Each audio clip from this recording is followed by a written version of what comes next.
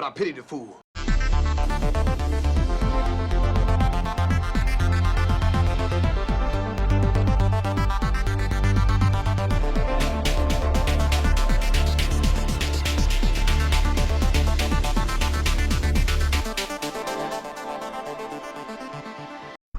It's funded by a certain group of people. But also new water.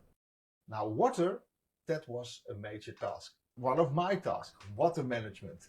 I had to deal with all the use of water on board. Now water is very precious. It takes a lot of money to launch something into space. So we want to recycle as much as possible. So all the humidity in the air, from our breath, from sweating, wet towels, all the humidity in the air is condensated on cool plates and we make drinking water out of it. Also, our urine is recycled. We catch our urine and we clean it and make potable water out of it again. But it doesn't stop there. The water is used to make our oxygen. We split it in hydrogen and in oxygen.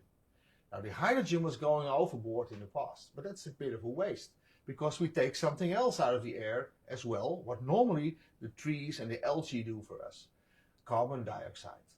So if you have carbon dioxide and you have hydrogen and you put them together, you have water again. And this way we recycle as much as possible our precious oxygen atoms. There is a leftover product, which is methane. We cannot use that, that goes overboard. But we want to recycle as much as possible. That means, of course, that we need big racks for that, equipment to make it all work, the mental health system on board. Now, it also means that the toilet is a bit different than at home. The urine we catch separately, we make drinking water out of it. And yeah, the toilet looks a bit different than at home. A lot of hoses and tubes and valves and filters, etc. So we're also plumbers on board. Well protected, of course, because, well, I hold here a urine tank. If it leaks, it floats. You don't want this in your eyes or in your mouth.